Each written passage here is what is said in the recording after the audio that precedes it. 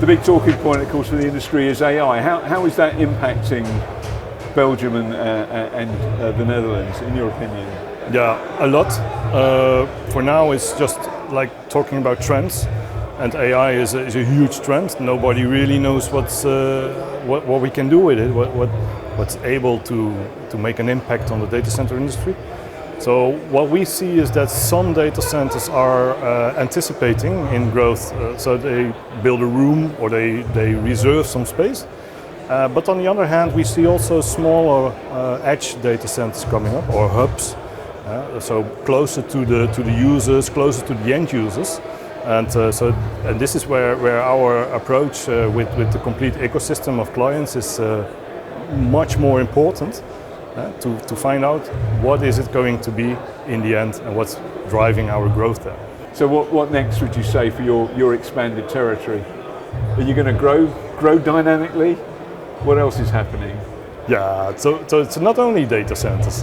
We see a lot of opportunity also in the channel sales, so in the transactional sales, where end users or resellers are more and more interested in not only our portfolio, our product portfolio, but also what we are stand for.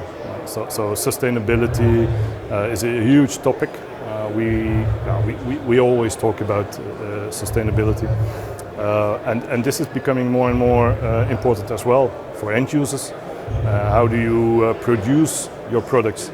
How do you cope with waste? And what is your vision on the long term? How are we going to save the earth in the end? So this is really a topic we focus on, and we see that this is going into more and more parts of the business outside of data centers as well.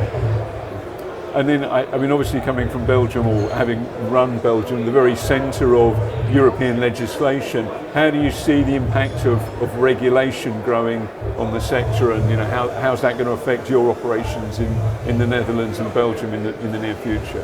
Yeah, well, like I was referring to before, we see some of the Dutch data centers interested in Belgium.